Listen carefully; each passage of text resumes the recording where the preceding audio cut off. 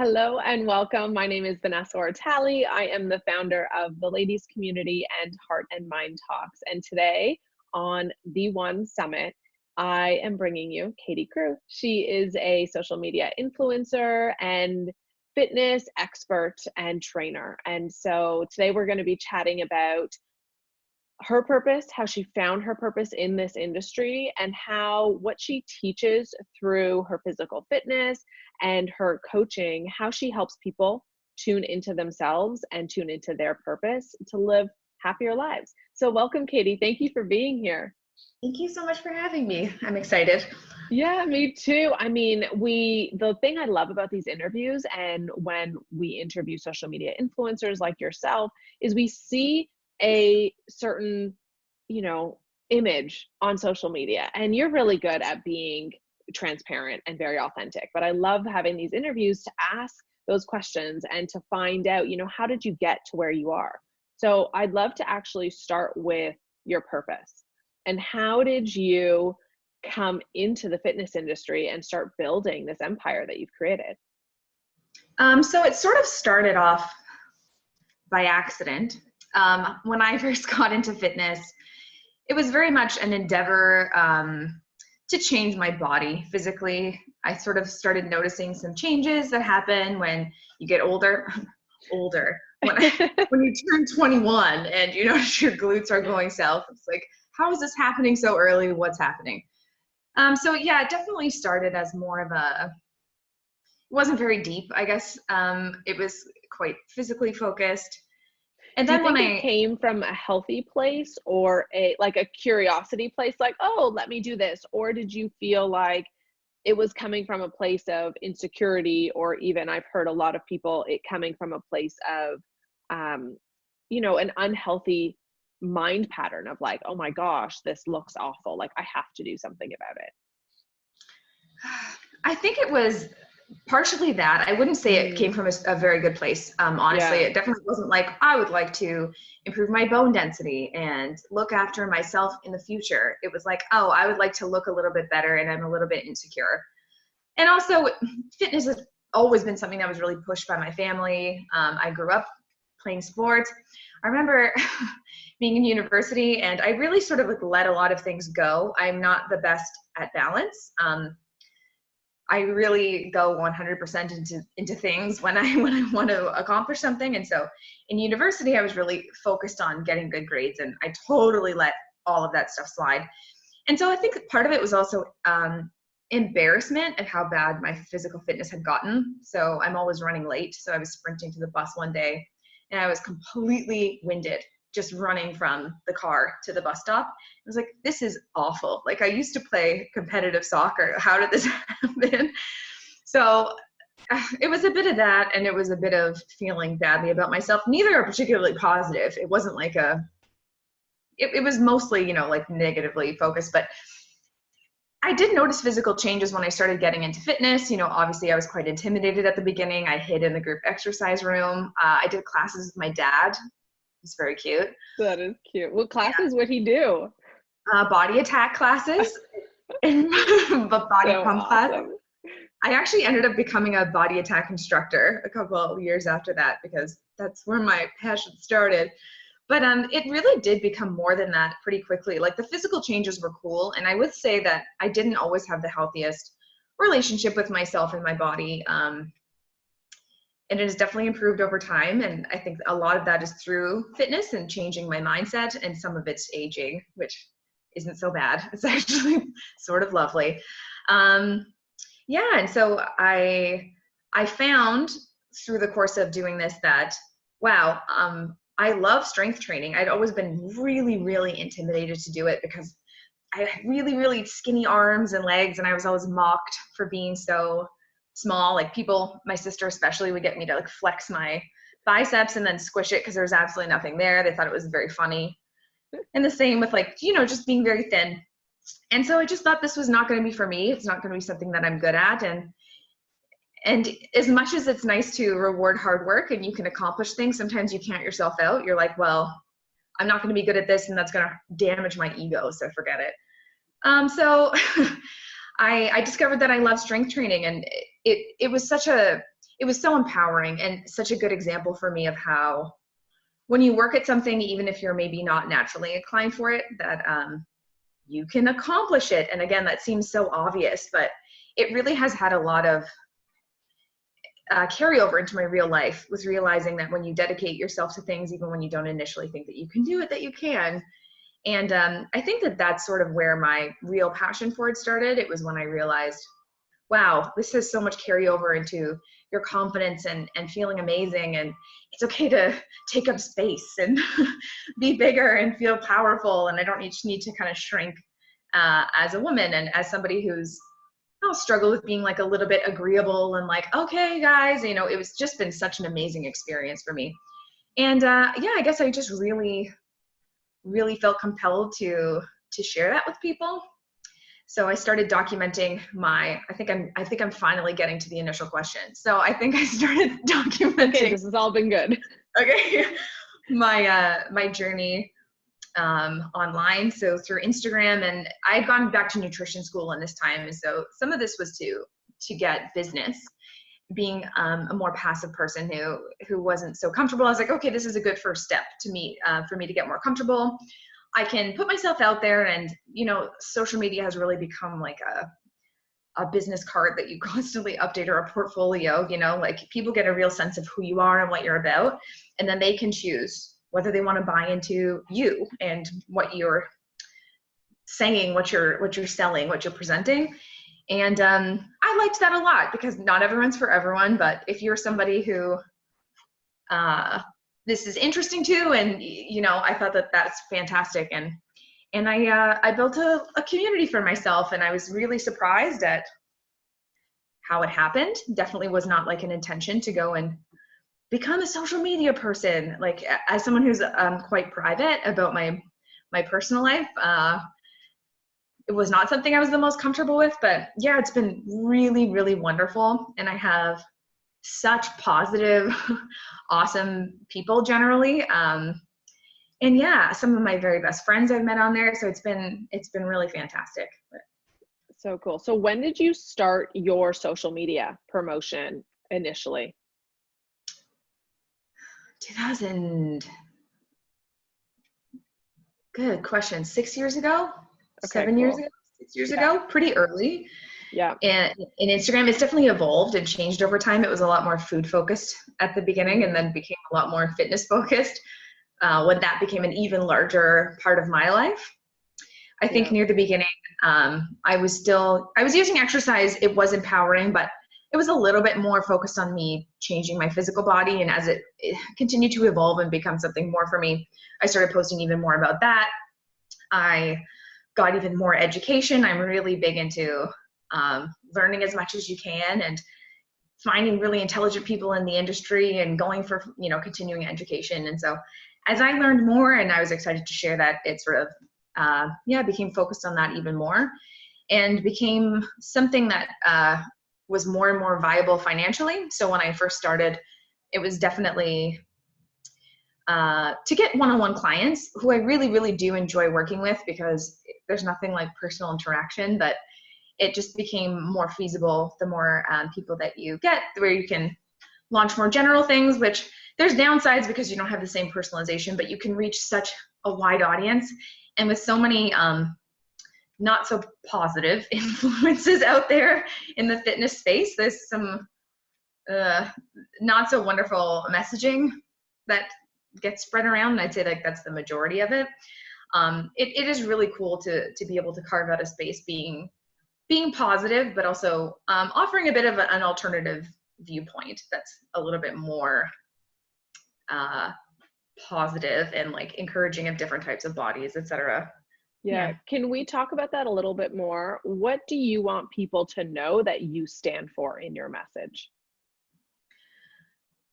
So I don't actually, this is always a bit of an uncomfortable, awkward conversation for me, because as we discussed earlier, I started off my fitness journey for maybe not the most positive reasons.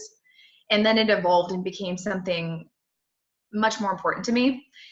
And I don't want to discourage people from physical goals. I think that if you have physical goals, like, and that motivates you and that makes you excited, that that's great. I just kind of want it to be more than that for people, and to come from a place where you're not a self-hatred, you know, where you're not a failure if you didn't lose the amount of pounds that you thought you were going to, and that it really can be so much more than that, and like finding your own strength and your own purpose, and how that really, I've just heard from so many people about how this really does translate to other parts of their life and their confidence. And so I just like to encourage movement for feeling better, for feeling more confident, for feeling empowered, to go and put yourself out there and do things that you couldn't. I mean, so many women are intimidated to step onto the gym floor, myself included. Like, I hit in a group X studio. It's a lot. It's a very male dominated space. Everyone seems to know what they're doing. Spoiler alert, they don't, but they act very confident, so you think that they do. And yeah, so just really trying to make women realize that they can go and they can own that space and feel a lot more confident, and that the physical changes can and probably will happen naturally as a byproduct. But this isn't like a 60-day, 30-day fix. That's really, it's one of those things that you have to continue the behavior to continue the results. And that's okay, because it can be a really great part of your life that enhances your life, but it doesn't have to be your whole life. So just finding ways to fit things in realistically into your schedule that you actually enjoy. Like, if you don't like weight training, cool, I love it. You don't have to, you know, do something else that makes you happy. It's just sort of encouraging movement and yeah, to feel better about yourself. And it's not always about getting chiseled abs and, you know, fitting this really, really narrow mold of what the fitness industry says that you should look like, because most of them are really unhealthy. I mean, some people genetically are just different, but a lot of the times these bodies are achieved for very short periods of times in very unhealthy, unrealistic ways. And then that is used to sell a dream to people. And then they end up feeling really discouraged when it doesn't happen for them. But of course it doesn't, you know, it's extremely unrealistic. So I guess that's my main message that I want to put forth to people. And I think you communicate that really well. You break fitness and movement down to very simple actions. And even within your captions, I think that's also why you've been able to make that community that you've built, because people resonate with your message. What other tips and things have you done to make this community what it is today? I definitely think there is a big thing with them, not just putting content out there and going, this is what I'm providing to the world, and not listening to feedback. It really is a reciprocal relationship, and it is a relationship, you know. Of course, there's specific people who you don't initially know, who you develop closer connections with, but in general, like, check yourself. Make sure that what you're saying is coming across in a way that resonates with people and is being received well, and isn't hurting people's feelings unnecessarily. Like, yes, you should be honest, but like, also be kind. Be really consistent. Especially when I was in more of like an accumulation phase, I was extremely consistent with my content. So at least once a day, spending a couple hours responding to questions. I'm probably not the best in terms of business to talk about things like this, but I spend a lot of time helping people for free. So if they ask, and there comes a point when you just can't do that and you should be paid for your services. But if people have questions, like, I really do want to help them. So answering messages, giving people form breakdowns, trying to, you know, if somebody's confused about something, clarify it for them and give them like a little bit more personal love, because those people stick with you, you know, like you do develop a relationship. And so I guess like those are the methods that I have used. It definitely hasn't been like this is a catchy caption, which mostly I just verbal diarrhea on there, actually. My stream of consciousness captions. But really for me, it's been about developing more of a personal relationship, and then like listening. So I realize if something doesn't resonate, or if I've stepped over a boundary or done something, like checking yourself and, you know, owning up to it and changing, and just making sure you're not just putting things out there and then just going, well, I know everything about everything, you know, like things are constantly updating and you're always learning, and admit you're fallible, and just be like as kind and as open to people as you can be. Yeah, has that been difficult? What have been some of your biggest challenges in building your community? I'm very sensitive. So when you put yourself out there to a large group of people, like not everyone is your person. And it's not even that necessarily there's something wrong with them. Although I would say that people who are cruel to people they don't know online are not maybe my favorite type of people, but not everyone's for everyone. And that's totally okay. And it makes sense. Like I don't like every single human I've ever met. But yeah, it's been a bit of a challenge to be like really get yourself invested in these things and then listen to feedback that's hard to hear. Yeah. And then creating boundaries for myself with physical appearance things. Like it is hard to hear negative things about yourself. I mean, the intellectual ones have always bothered me a lot more, if I'm being honest. I really don't like when people call me stupid, but the physical ones also are, I've really gotten a lot tougher with that, which has just taken some time, but that's sort of like the nature of building anything on social media. You find people who disagree with you and like, that's okay. But that's been a thing. There's natural ebb and flow. So periods of when you stop growing and you start going, did I do something wrong? Oh no, what do I have to adapt? Do I have to change? Like, do I stay the course? And figuring out, and then seeing other people around you that are maybe going through surges, and then you're going, oh no, what am I doing wrong that they're doing right? And really, it's just been a lot of like personal development of figuring out like, no, stay in your lane, you know, keep presenting your message.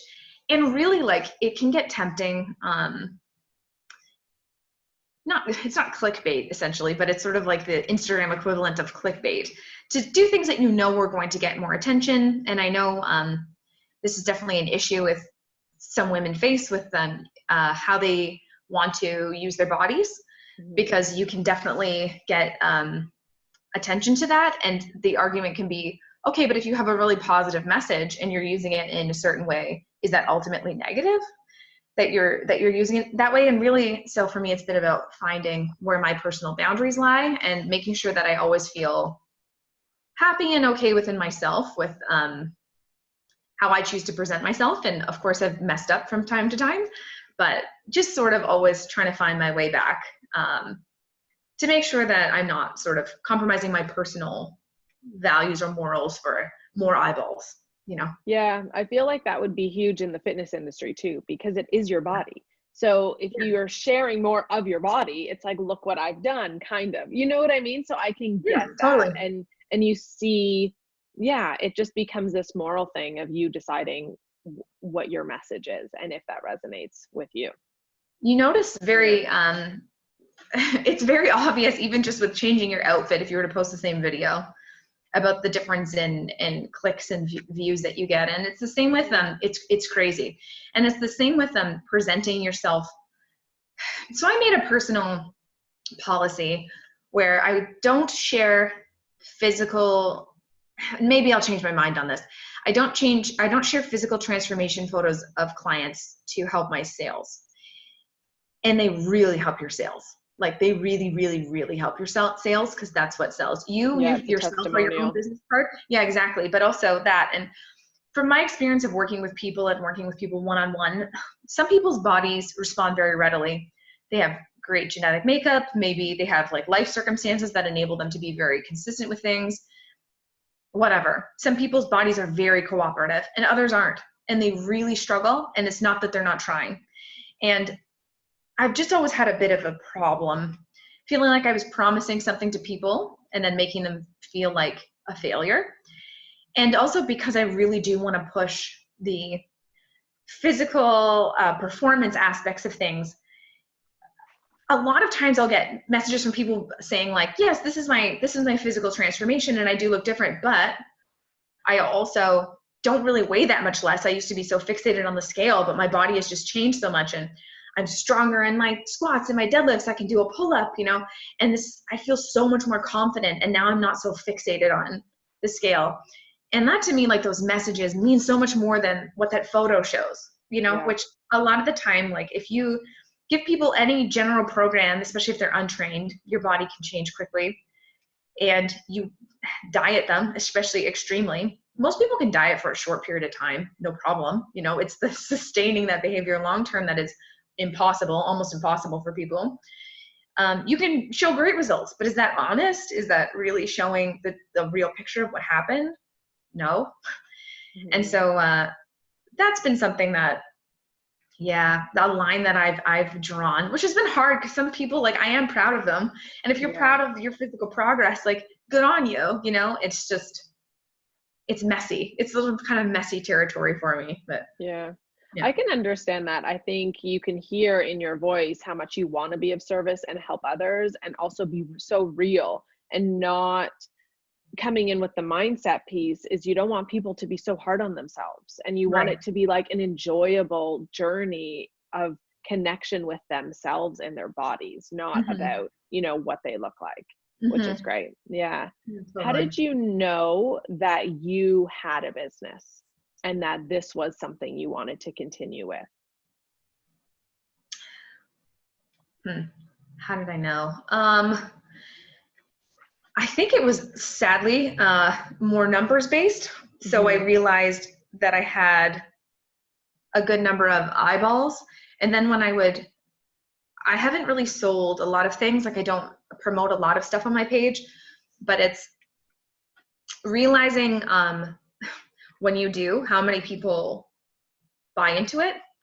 So it's like, oh, you wear this, so I went and I bought it, or you did this, and then you realize that you have the ability to influence people.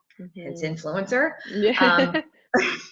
but uh, with great power comes great responsibility. That's why it's so Mhm. important to have integrity. You know, it gets so messy with people when they see dollar signs, but then it's like, oh, you really need to be careful of what you're saying.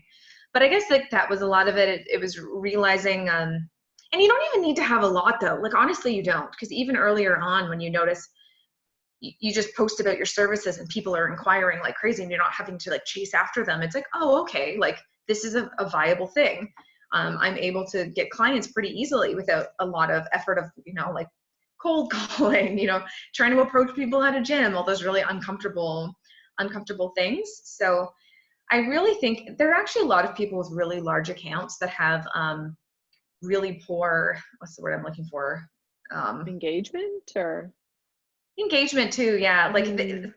they don't actually have a lot of people buying into what they're saying. So the conversion, they don't The necessarily conversion. see. Yeah. Right. And there's some people with smaller accounts who have very engaged audiences who Mhm. convert like crazy. And so a lot of it really is developing that trust and that personal relationship, which is why numbers just aren't everything, because you can have a really, really huge unengaged audience who love to look at you, but if they don't trust you or buy into what you're saying, then not Yeah. much point really, is there? So that's what it is. It's when you start to develop more of that relationship, and then you see Mhm. that people are responding really well to what you're putting out there, that it's like, oh, okay, this is a real thing. this is Yeah. this is a viable business for me. Yeah. And how do you continue to stay? We've talked so much about this authenticity and being real and checking yourself. How do you continue to check yourself and make sure that you're in alignment with your values? I think that I'm very privileged to have people around me that call me on my shit all the time. My family has always been pretty hard on me in a loving way. I remember I did this Sport Check campaign. I was really excited. It was a couple years ago. They flew me to Vancouver and they're like, "We're going to be in the Sport Check ads." And I was like, "Oh my gosh, okay." So I came back and I showed my family the pictures, and they spent about 10 minutes roasting me at the table, being like, "You look like ET, you look ridiculous." So I mean, it's not that hard when I have people like that, and I've always had decent self-awareness. I think it's a blessing and a curse.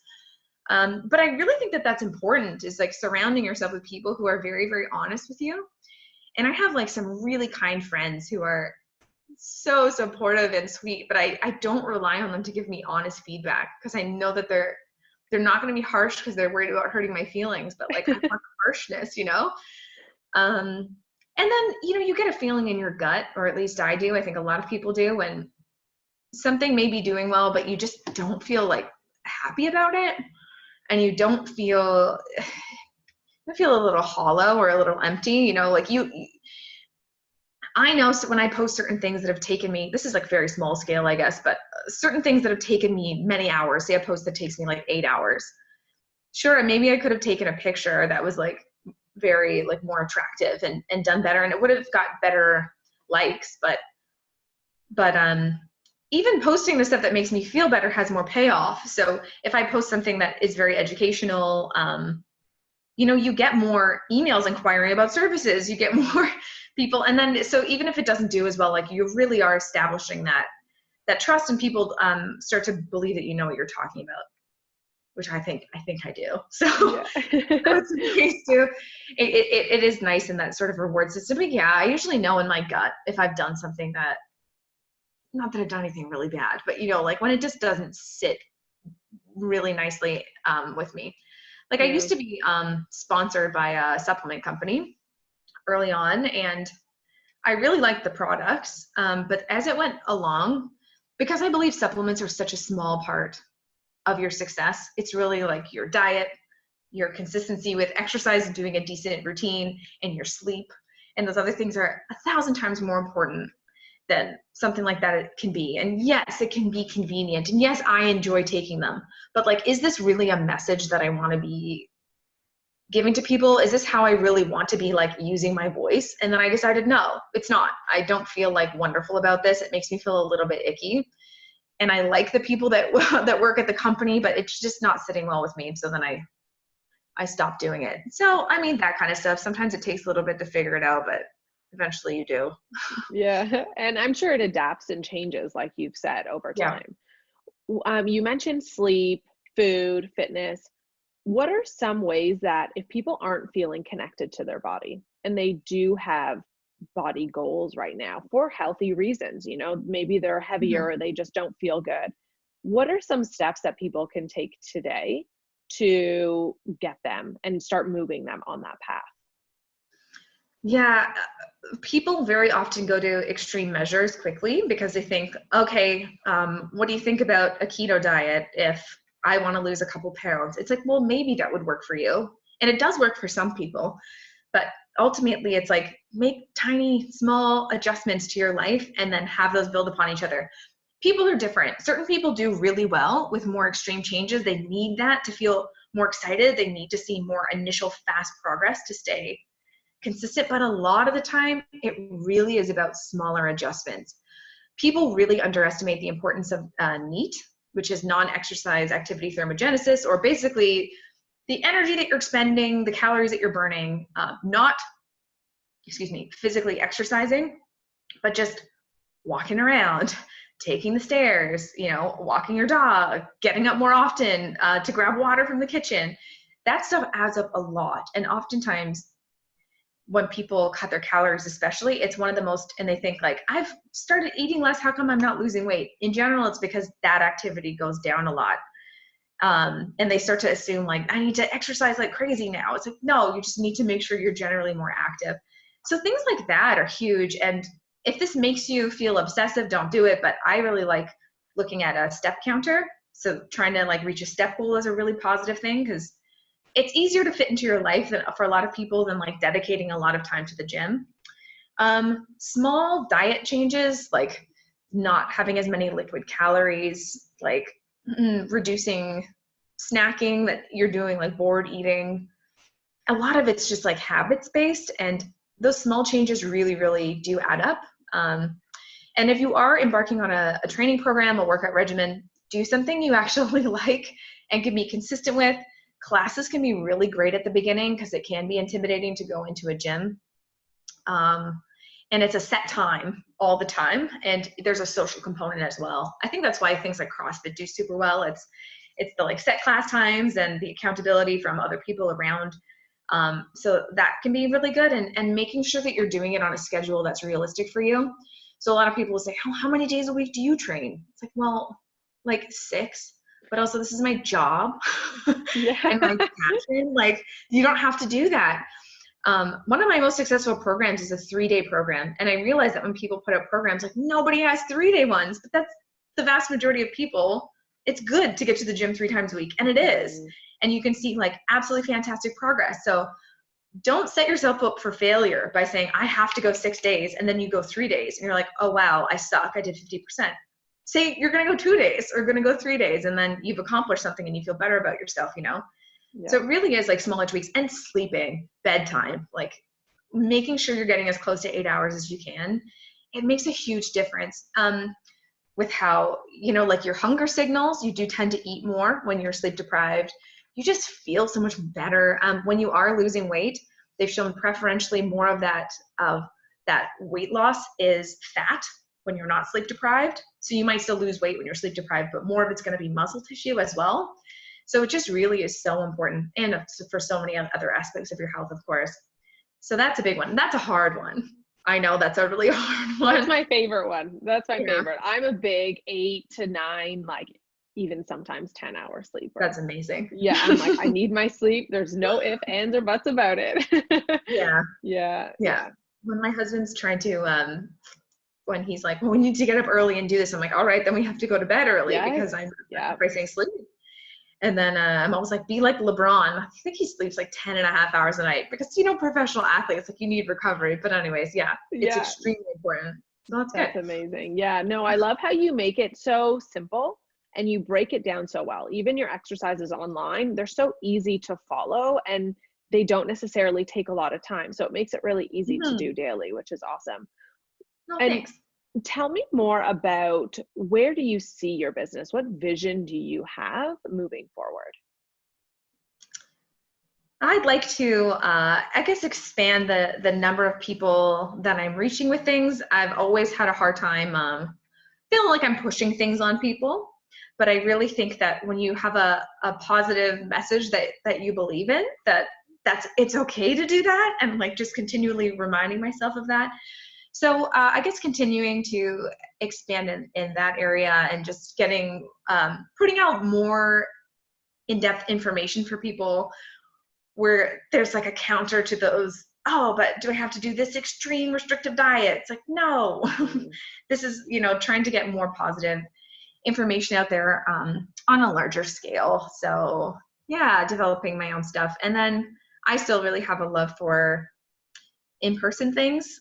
So I've been doing some seminars, but doing more seminars to really connect with people one-on-one and teach you in person. I think it can be a lot more impactful. So making time for that. I was traveling with 3 other very intelligent, amazing women I have so much respect for.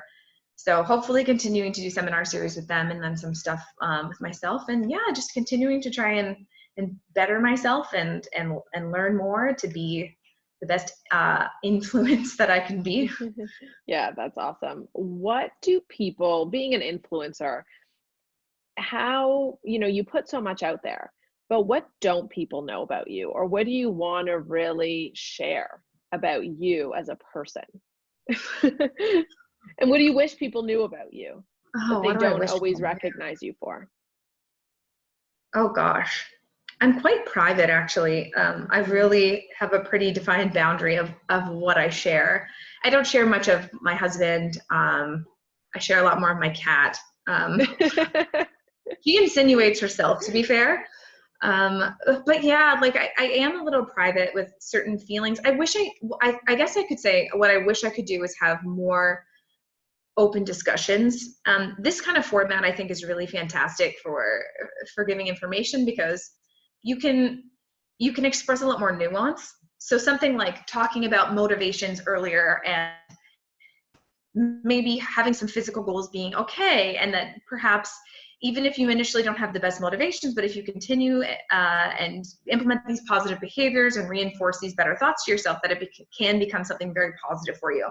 But it's very hard in a very short number of characters where you can't really explain yourself to delve into these topics. And so I guess like that's the thing that I wish is, I wish that I could express myself a little bit more in depth about some of these topics, because I do shy away from them sometimes, for fear of being misunderstood, but also not really expressing myself in a clear way that I feel comfortable with. And I really think that people understand. And people often, when you're discussing things that they're sensitive towards, myself included, like everyone, it's really easy to read a sentence and go, and, you know, really make a snap judgment and not really try and understand what the person is saying.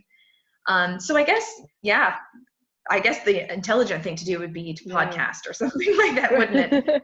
We don't all have endless amounts of time, so yeah. So that you can but that makes sense.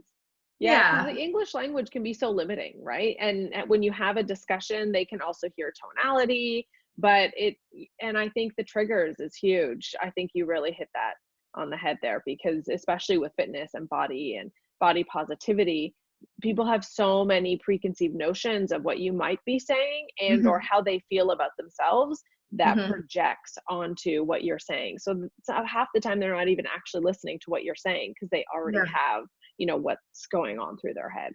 Oh, very often. Yeah. For sure. And people are human beings are fallible. We sort of learn and adjust as we get more information and get more nuanced viewpoints. And I think that sometimes when you're in a learning process, I think what's really important is intention. And that's also hard to determine. So I think that if somebody says something that I personally deem like slightly problematic, but I don't think they have poor intentions, I think that maybe they just haven't been exposed to all the same information as me. And I'm sure I'm the same way. I'm sure that I'm not going to think the exact same way next year or 3 years from now as I do now. And you do get a little worried with how quickly people are to judge and to jump to snap judgments and conclusions about expressing something. Yeah, definitely. So I guess that definitely is the biggest thing that I wish I could do, is just express more of how I'm feeling in a more nuanced way. Yeah, I love that. Well, I mean, I hope that listening to you throughout this chat, people have been able to hear that. Like, they've been able to hear who you are, your intention, your message, and also gotten tips on, you know, their own fitness, making them feel better about themselves. I think in people listening to this, they feel better about themselves, period. And just knowing that every day, is just your next day to start, and just starting small and starting little, but also giving them the courage to start their community, start their message, and share what they know in a consistent and loving way, like you have with your community.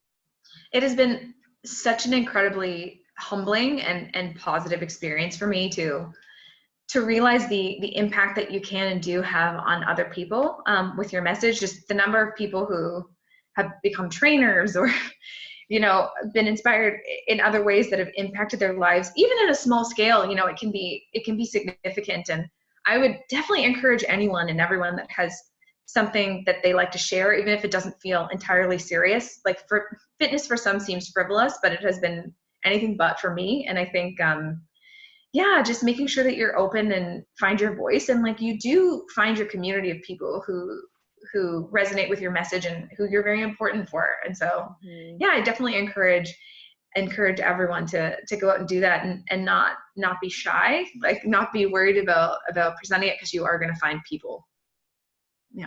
Yeah, that's awesome. And so if people want to become part of your community, where can they find you? They can find me on the Instagrams at KatieGrew with an E. I also have a website, shorturl.at, which has some more information about training and other things, and you can shoot me an email and we can chat.